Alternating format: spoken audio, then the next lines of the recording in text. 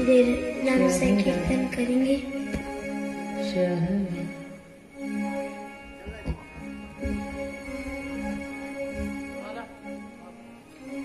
राधे गोविंदा भजो वृंदावन चंदा, राधे गोविंदा भजो वृंदावन चंदा, राधे गोविंदा भजो वृंदावन चंदा, राधे गोविंदा भजो वृंदावन चंदा, कुंज बिहारी भजो रास बिहारी भजो, कुंज बिहारी भजो रास बिहारी भजो, कुंज बिहारी भजो रास बिहारी भजो, कुंज बिहारी भजो रास बिहारी भजो, बाल दुलारी भजो रूप उजारी भजो, बाल दुलारी भजो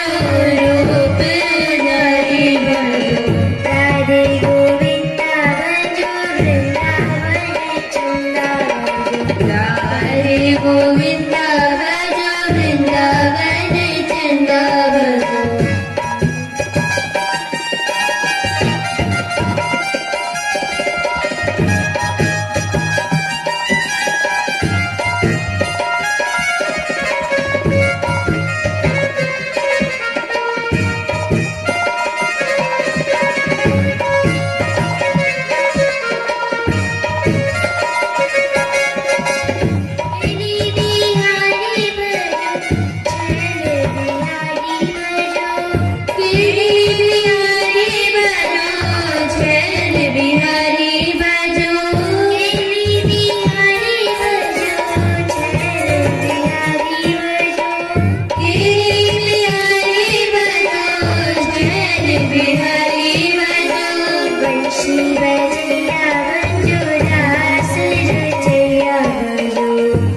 शिव जिया भजो रास रचिया भजो, राधे गोविंदा भजो वृंदावन चंदा भजो, राधे गोविंदा भजो वृंदावन चंदा भजो।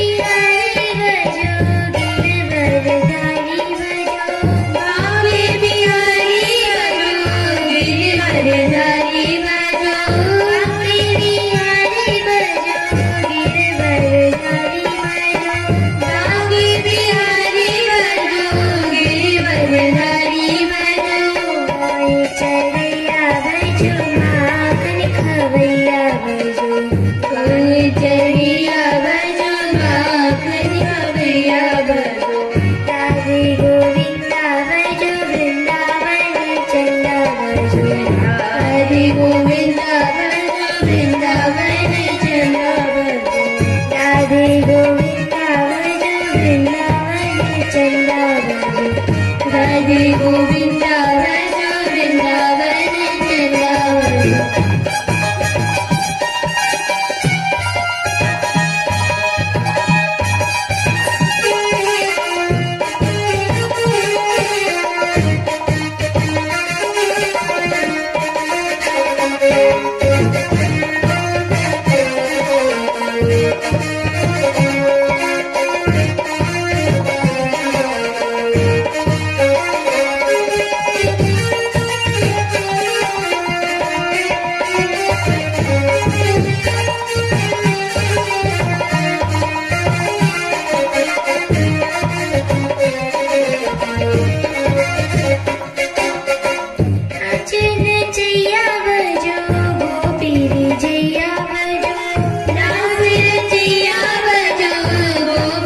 जिया बजो नाच नचैया बजो गोपी रे जिया बजो नाच नचैया बजो गोपी रे जिया बजो रसिक बिहारी बजो बलि बलिहारी बजो रसिक बिहारी बजो बलि बलिहारी बजो राधे गोविंदा बजो वृंदावन चला बजो राधे गोविंदा बजो वृंदावन चला बजो राधे गोविंदा बजो वृंदावन चला बजो राधे गोविंदा बजो वृंदावन चला बजो।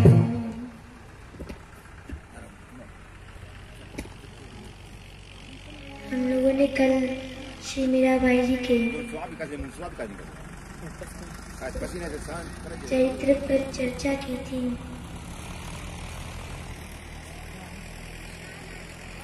मीराबाई की माँ ने उनके विवाह के बारे में जब उनसे कहा तो उन्होंने बिल्कुल मना कर दिया और वो बोली कि जब मेरे गिरधारी लाल ही एकमात्र मेरे पति हैं तो मैं और किसी का वर्ण क्यों करूं। इनकी माँ जो कुसुमबाई थी वो मीराबाई के इस विचार से सहमत नहीं थी। लोग ऐसा भी कहते हैं कि जब मीराबाई ने मना कर दिया था तो मीराबाई की जो माँ थी वो वहीं पे बीमार पड़ गई और ऐसी बीमार पड़ी कि ऐसा लगता था जैसे कि अभी बचने वाली नहीं है। तो मीराबाई की तो माँ मीराबाई से बड़ा प्रेम करती थी। मीराबाई अपनी माँ की दशा देखकर के दया से उनसे लिपट पड़ी और बोली, माँ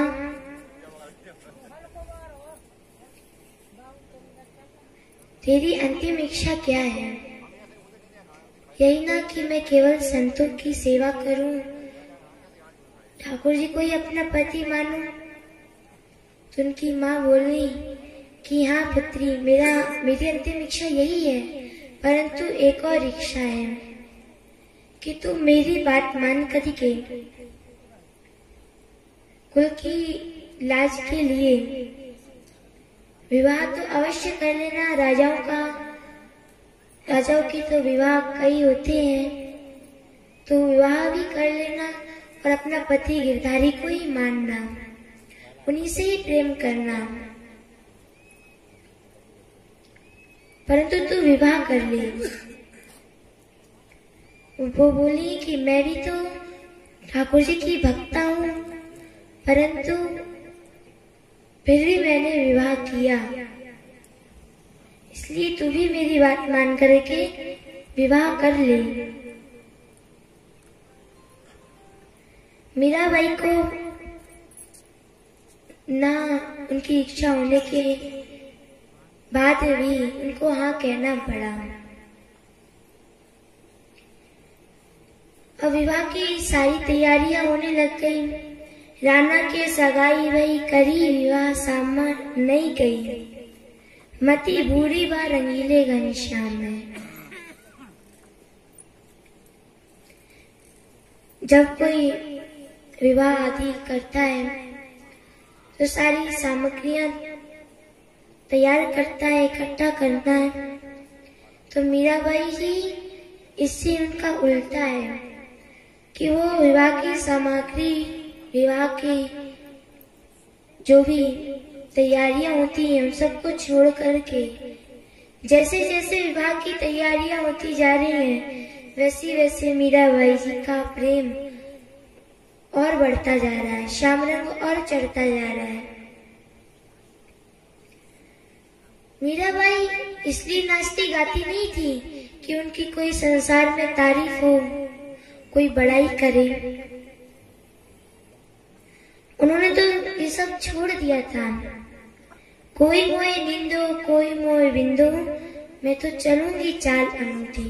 कोई उनकी वंदना भी करता था, कोई उनकी निंदा भी करता था, तो वो बोली कि चाहे भले लोग कोई मेरी निंदा करें, चाहे कोई वंदना करे, लेकिन मैं तो अपने गिरधारी के उस मार्ग पे, जिस मार्ग पे संत लोग चले हैं, जहाँ मारा संत पधारा, जिस मार्ग पे संत लोग पधारे हैं, उसी मार्ग पे मैं चलूंगी। मैं तो चलूंगी चाल अनूठी। उनके शब्द ही कोई दिव्य थे। उन्होंने कहा था, तेरो कोई नहीं रोकन हार, मगन वह मीरा चली। लाज शरम कुल की मर्यादा, सिर से दूर करी। मान अपमान दो दर पटके, निकसी हूँ ज्ञान गली। उन्होंने मान अपमान को तो द्वार पर पटक दिया, और लाज शरम कुल की मर्यादा सिर से दूर करी। लाज शरम की मर्यादाओं को, पहले तो इतना घूंघट नहीं रहता था, और जब जैसे उनके विवाह की बातें चलने लगी, जैसे जैसे संसारिक लोग उनकी सामग्रियां तैयार कर रहे हैं, विवाह की तैयारियां होती हैं, वैसे वैसे प्रेम रंग में वो लोक लाज की मर्यादाओं को छोड़ करके और भक्ति करने में उनके ऊपर श्याम रंग और चढ़ता जा रहा है। उन्होंने कहा कि मुझे संसार में कोई रोकने वाला नहीं है, मुझे कौन रोकेगा भक्ति मार्ग में जाने से, इसलिए निकसी हूँ ज्ञान गली। सच्चा साधक तो वही है जिन्हें इन सब देह आदि की मान अपमान की कोई चिंता नहीं रहती। भगवान ने गीता में 3 बार ये श्लोक कहा है, तुल्य निंदा स्तुतिर मौनी संतुष्टो येन केनचित्। जिनकी दृष्टि में स्तुति निंदा समान होती है, तुल्य होती है। तुल्य प्रिया प्रियो धीरज, तुल्य निंदात्म संस्तुति। अपनी निंदा या प्रसन्नता पे वो कभी भी प्रसन्न नहीं होते, ना दुखी होते हैं, वो तो समान होते हैं, धीर होते हैं। माना मान्यो तुल्यो मित्रारी पक्षयो, मित्र हो या फिर शत्रु हो,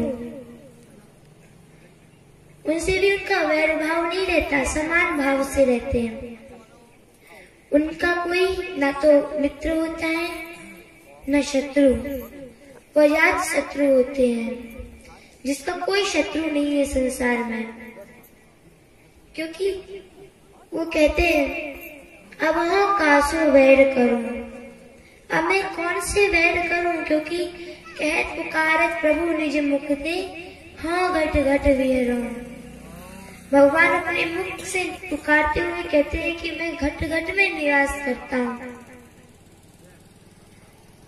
तो फिर भगवान जब सर्वत्र निवास करते हैं तो उन्हीं की भक्ति करके क्या हम उन्हीं का अपमान करेंगे, उन्हीं से वैर करेंगे? इसलिए अब मैं कौन से वैर करूं? ये साधकों की रहनी होती है। वही सच्चे साधक होते हैं जो धीर होते हैं, अपनी निंदा स्तुति में सुख दुख उन्हें नहीं व्यापता, वो समान रहते हैं। जिनके चित्त में कोई द्वंद्व का प्रभाव नहीं पड़ता। भक्ति मार्ग पे चलने के पहले इन मान अपमान की भेदभावता को मिटाना पड़ेगा, नहीं तो अगर ये है मान अपमान की चिंता है तो फिर इस भक्ति मार्ग पे नहीं चल पाएंगे, बीच में ही गिर पड़ेंगे, पतन हो जाएगा। इसलिए साधक को, सच्चे साधक को इन सब का त्याग करके चलना चाहिए। जिसके पास, जिसके लिए मान सम्मान तुल्य हो जाता है, भगवान उसके वश में हो जाते हैं। तथा पदम तत्परिमार्गितव्यम् यस्मिन् गता न निवर्तन्ति भूयाम्। इसलिए भगवान ने कहा है कि पहले समस्त आसक्तियों को त्याग दो, जिससे कहीं मान अपमान का ना तो दुख होगा न सुख होगा। और जहाँ आसक्ति रहती है वहां अगर अपमान हो जाए तो बड़ा हृदय में कष्ट होता है कि अरे देखो, यहाँ तो हमारा बड़ा प्रेम करते थे, लेकिन यहाँ तो हमारा अपमान हो रहा है। तो हृदय में कष्ट होता है, दुख होता है, उस समय दुख व्यापता है। और जब कहीं आसक्ति है वहां सम्मान मिलता है तो प्रसन्नता होती है। तो सुख दुख वहां व्यापते हैं। इसलिए कहीं आसक्ति ही मत करो जहां मान सम्मान की कोई आशा ही नहीं रहेगी। हम लोग साधु बनने के बाद भी इन मान सम्मान के भूखे रहते हैं, इच्छा रहती है मान सम्मान की। जिसको भगवान की ओर अग्रसर होना है, जिसको भगवान की तरफ चलना है, इस भक्ति मार्ग पे चलना है, उसे ये सब त्यागना पड़ेगा। प्रेम का एक सिद्धांत है, प्रेम निस्वार्थ भाव से होता है। जहां भी प्रेम हो वही सच्चा प्रेम है, जहां निस्वार्थ भाव हो, कहीं कोई स्वार्थ ना हो, न मान का, न सम्मान का, न अपमान का, किसी प्रकार का स्वार्थ ना हो। खान पान सुख चाहे अपने, प्रेम पदार्थ छुए न सपने। ये खान पान आदि सुख, ये द्वंद्व प्रेम के स्थान पर नहीं होते। जहाँ प्रेम होता है वहाँ निस्वार्थ भाव से प्रेम किया जाता है। तो मीराबाई जी का भी ऐसा ही निस्वार्थ प्रेम था।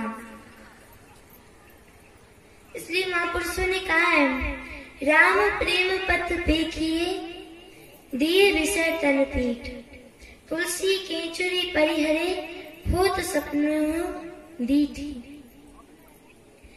राम प्रेम में विषयों का त्याग अवश्य करना चाहिए। विषयों से बिना सर्व त्यागम नाहि भवति भजनम यशोपते। गोपीजनों ने ही इन सभी निस्वार्थ भाव से, इन सब ने भक्ति की, प्रेम किया श्री कृष्ण से। क्योंकि भगवान की प्रतिज्ञा है, ये यथा मां प्रपद्यन्ते तास्तते भजाम्यहम्। जो जैसा भजन करता है मैं भी उसी प्रकार भजन करता हूँ। भगवान भी भजन करने वाले की भक्ति करते हैं। तो भक्तों की, गोपियों ने जब ऐसी भक्ति की तो भगवान ने भी उनकी ऐसी ही भक्ति की। भगवान ने जब अंतर ध्यान हुए थे गोपियों के बीच में से, गोपियों ने पूछा आप हमारे बीच में से अंतर ध्यान क्यों के चले गए? तो उन्होंने बताया कि तुम लोग मेरी इतनी भक्ति करती हो तो मैं भी एकांत में जाकर के तुम लोगों की भक्ति कर रहा था। तो भगवान ऐसे निस्वार्थ भक्तों से प्रीति करते हैं। तो मीराबाई ने वही गोपी प्रेम इस कलयुग में प्रकट करके दिखाया। ऐसा उनका दिव्य प्रेम था कि मान अपमान दो दर पटके, निकसी हूँ ज्ञान गली। इस ज्ञान गली में मैं मान अपमान को पटक करके निकली हूँ, इसलिए मेरे मार्ग को कोई रोकने वाला नहीं है। तेरे कोई नहीं रोका नाथ, मगन में मीरा चली। तो अब मीराबाई का कोई मार्ग तो रोकने वाला नहीं था, परंतु उन्होंने अपनी माँ की अंतिम इच्छा मान करके विवाह के लिए हाँ कर दिया। परंतु कैसे उनका विवाह हुआ? भावरे परत मन सावरे स्वरूप मांझ, तावरे सी आवे चली वे को पति ग्राम में। भावरे पढ़ रही है, उस समय भी उनका मन भगवान के स्वरूप की तरफ निहार रहा है, उन्हीं के दर्शन कर रहे हैं उनके नेत्र। उस समय भी उनको ऐसा प्रतीत हो रहा है जैसा गिरधारी के साथ मेरा विवाह हो रहा हो। उन्हें कोई संसार का भान नहीं रहता, कोई सुधी बुद्धि नहीं रहती, क्योंकि महापुरुषों की कैसी लगन होती है, जाहि लगन लगी है घनश्याम की, धरत कहूँ पग परत है कितहु, भूली जाए सुधी धाम की। जिसे श्याम सुंदर की प्रीति लग जाती है, लगन लग जाती है, तो वो कहीं पग धरता है और कहीं चलता है। उसे अपने घर की, गांव की कोई सुधी बुद्धि नहीं रहती कि मैं कहाँ जा रहा हूँ, कहाँ मेरा घर है। वो अपने नाम तक को भी भूल जाता है। जित मुख उठे तित ही धावे, सूरती न छाया धाम की। जिधर मुख उठता है वहीं चल पड़ते हैं। धावे सूरती न छाया घाम की, न उन्हें कहीं धूप दिखाई पड़ती है न छाया, कहीं अपना सुख दिखाई नहीं देता, कोई सुधी बुद्धि नहीं रहती अपने शरीर की। छवि निहार नहीं रहत सार कछु, धारी पर निस्दिन जाम की। निस्दिन हर समय वो भगवान के रूप को हृदय में धारण करके निहारते रहते हैं। स्तुति निंदा करो भले ही मेर तजी कुलग्राम की। कोई चाहे उनकी स्तुति करो चाहे निंदा करो, मेर तजी कुलग्राम की। अपने ग्राम की, अपने इस संसार की कोई मर्यादा का भान नहीं रहता कि लोग क्या कहेंगे, चाहे भले उसको कोई पागल कह रहा है या कुछ भी कह रहा है। वो अपने उस मस्ती में खो जाते हैं जिसमें उनको किसी चीज का भान नहीं रहता। नारायण बोली भई डोले, रही न काऊ काम की। इस प्रकार बावड़ी होकर के डोलते हैं वो लोग कि वो संसार के फिर काम के नहीं रह जाते। वो तो केवल एकमात्र अपने प्रभु के काम के लिए रह जाते हैं। तो मीराबाई जी भी इसी प्रकार थी। उनसे कोई भले ही कुछ भी कहे, बावड़ी कहे, सास कहे कुलनासी रे, सास कुलनासी कहती थी, लोग बावड़ी कहते थे, लेकिन उन्हें कुछ ध्यान नहीं था, सुध बुद्धि नहीं थी संसार की, इस शरीर की। तो उस समय भावरे पढ़ते समय भी भावरे परत मन सावरे स्वरूप मान, भावर पढ़ते समय भी भगवान की तरफ उनका ध्यान था। उस समय उनका इस प्रकार प्रतीत हो रहा था जैसे मैं ठाकुर जी से ही विवाह कर रही हूँ, उन्हीं से अपने नैन लड़ाती हुई चल रही हैं। सूरदास जी ने कहा है,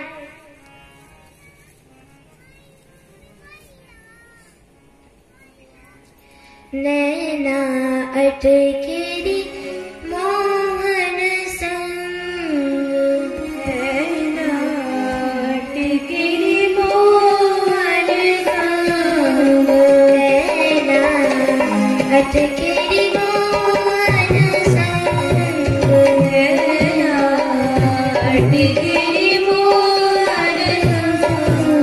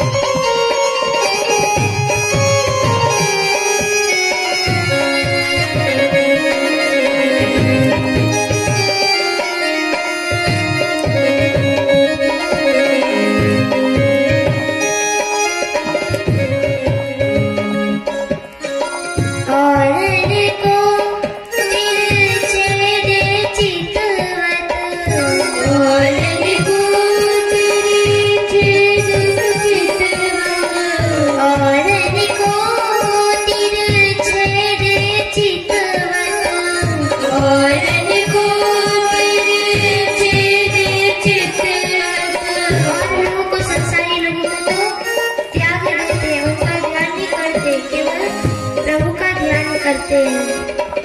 गुरुजन सोजन,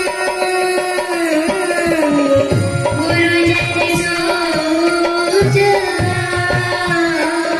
गुरुजन भी अगर उसमें बाधा पड़ते हैं तो उनसे भी बैठ कर लेते हैं, किसी को नहीं छोड़ते।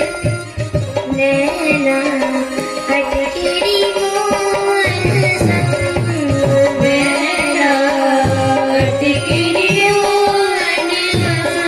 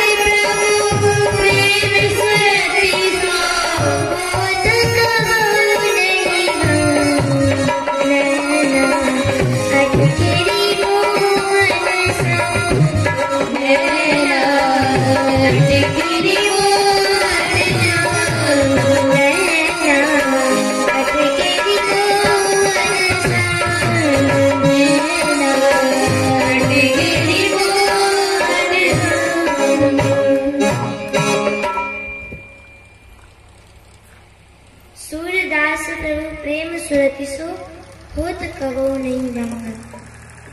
प्रभु की उस माधुरी सुर से कभी भी भंग नहीं होते, हटते नहीं हैं। किसी से बात कर रहे हैं, इधर उधर चल रहे हैं संत लोग, तो उन्हें ये ध्यान नहीं रहता कि हम किससे बात कर रहे हैं, किधर जा रहे हैं। अपने धाम की भी सुधि नहीं रहती कि हम कहाँ जाएंगे, हमारा कहाँ घर है। ये प्रेम की रीति है। तो मीराबाई की भावरी पड़ रही है, उस समय भी उनका मन भगवान की सूरत में अटका हुआ है।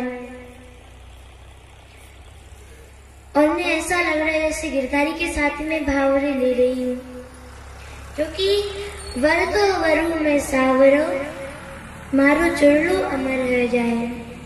मेरा सुहाग, मैं अमर सुहागनी बनूंगी, ये उनका प्रण था। और उन्होंने करके भी दिखाया। अपना पति एकमात्र श्री कृष्ण को ही उन्होंने माना, जिससे वो अमर सुहागिनी बनी। इस तरह उन्होंने माँ की आज्ञा का भी पालन किया और अपनी धारणा भी जो थी गिरधारी के साथ विवाह की, वही उन्हीं को एकमात्र पति मानने की, वो भी पूरी होगी। अब जब विदाई की बात चली, भोजराज के साथ चित्तौड़ में गई हैं, तो उस समय जब ये जा रही थी, पालकी में बैठ रही थी, उस समय इनके माता पिता बोले, पूछे पिता माता पट आवरण लीजिए जो, लोचन भरत नीर कहा दाम में। माता पिता ने बहुत कहा कि पुत्री, तुम दूसरों के घर में जा रही हो तो कुछ सामग्री, कुछ धन ले जाओ, कुछ गहने आदि ले जाओ। माता ने, उनकी माता ने जो गिरधारी लाल थे उनको छुपा दिया था, जिससे मीरा उसको ना लेकर के जाए। इन सारी संसारी दाम में, धन आदि में अटकी रहे, लेकिन जिसे केवल एकमात्र संसार में गिरधारी ही जिसके एकमात्र धन है, उसे अन्य सांसारिक दामों से अन्य सांसारिक धन से क्या मतलब? तो मीराबाई के माता पिता ने कहा कि कुछ आभूषण ले लीजिए, वहां के लोग देखेंगे तो सोचेंगे हाँ बड़े घर से आई है, तो तुम कुछ धन लेकर के जाओ। तो मीराबाई ने नेत्रों में अश्रु भर करके बोली, लोचन भरत नीर कहा काम दाम, कि इन सांसारिक दामों में मेरा क्या काम है, मैं सबको लेकर के क्या करूंगी। माँ, ये सांसारिक धन आदि ये सब तो तुच्छ है, इनसे मैं क्या करूंगी। मेरे तो एकमात्र जो अविनाशी गिरधारी लाल है, माँ वही मुझको तू दे दे। मेरे को एकमात्र गिरधारी लाल ही चाहिए, मुझे संसार से कुछ लेना देना नहीं है। मीराबाई बोली, देरी माई आमा को गिरधर लाल, प्यारे चरण की आन करत हूँ। माँ, अगर तुम मुझे धन कुछ देना चाहती है जाते समय, तो मेरे को एकमात्र यही दे, और न दे मणि माल। और ये सब मणि माल सांसारिक धन, इन सब से मुझे कोई काम नहीं है। और तू कहती है कि वहाँ के राजा लोग सब कहेंगे उन सबको ये सब बांट देना। तो माँ, ना तो संगो परिवारो सारो, मोरे लगे मनो का। ये सब नाते सांगे जितने भी राणा है हमारे सगे संबंधी, ये सब मुझे काल के समान प्रतीत होते हैं। जो बढ़िया आभूषण पहन करके राजकुमार है, ये सब मुझे काल के समान प्रतीत होते हैं। मुझे तुम सबसे भय लगता है, इसलिए तो मुझे उन सुंदर अविनाशी गिरधारी लाल को ही प्रदान कर। मीरा के प्रभु गिरधर नागर, छवि लखी दैनिया। उनकी छवि देख करके मैं निहाल हो जाती हूँ, वही गिरधारी लाल मुझे दे दे। देवी माई अब माँ को गिरधर लाल। हे माँ, मुझे तो वही गिरधारी लाल चाहिए। इन मणिमाल को लेकर के मैं क्या करूंगी। माँ ने जब इस प्रकार देखा कि गिरधारी लाल में उनकी प्रीति है, देवो गिरधारी लाल निहाल जो कियो चाहो, और धर्माल सब रखे उठाए के। प्रियदासी ने भी कहा अपने कवित्व में कि ये सारे जो धन मान है इन सबको तो दूर रख दो, इनसे मुझे क्या काम। तो माँ समझ गई कि इसे तो केवल गिरधारी लाल ही चाहिए, इस संसार से इसको कुछ मतलब नहीं है। बेटी अति प्यारी प्रीति रंग चढ़ो भारी, रोए मिली मैं तारी कह लीजिए लड़ाई के। माता प्रेम से मिली और बोली, मीरा इसी प्रकार अपने ससुराल में भी गिरधारी लाल से ही प्रीति रखना, उन्हीं से नैन लड़ाकर के उन्हें बड़े प्रेम से उनकी सेवा करना। क्योंकि मीरा माई की माँ समझ गई प्रीति रंग चढ़ो भारी, इसके ऊपर श्याम रंग का भगवान की प्रीति का रंग चढ़ चुका है। अब गिरधारी लाल को लेकर के मीराबाई डोला पे पधराई है। पहले गिरधारी लाल को डोला पधराए दृग दृग सो लगाए चले, सुख न समाए चाहे प्राणपति पाए के। अब डोला पधराए, सबसे पहले तो डोला में गिरधारी लाल को पधराया और फिर स्वयं बैठी और दृढ़ दृढ़ सो लगाए चली, अपने नैन उनके नैनों से मिला करके चली। सुख न समाए चाहे प्राण प्रति पाए के। एक तो मीराबाई की माँ ने और एक के लिए बंधन तोड़ दी कि तू गिरधारी लाल से ही नेत्र लड़ाना, और दूसरा इसलिए प्रसन्न नहीं हो रही कि उनका सांसारिक पतियों से विवाह हो रहा है। इन बातों से वो प्रसन्न नहीं है, वो इसलिए प्रसन्न है चाहे प्राण प्रति पाए के, क्योंकि उन्हें तो ऐसा लग रहा है जैसे गिरधारी लाल के साथ मेरा विवाह हुआ हो, इसलिए वो बड़ी प्रसन्न थी चाहे प्राण प्रति पाए के। क्योंकि इस बात का प्रमाण उन्होंने स्वयं अपने पदों में कहा है, मेरे तो गिरधर गोपाल दूसरो न कोई, जाके सिर मोर मुकुट मेरो पति सोई। जिसके सिर पर मोर मुकुट है वो सुंदर छवि वाला गिरधारी लाल ही मेरा पति है। तात मात भ्रात बंधु आपनो न कोई, छानी गई कुल की कान कहा करिए कोई। तात मात भाई बंधु आदि कोई मेरा नहीं है, गिरधारी लाल ही मेरी माता भी है, पिता भी है। जबकि सांसारिक संबंधों में ऐसा नहीं होता कि पति माँ हो, पति भाई हो, सब कुछ पति हो।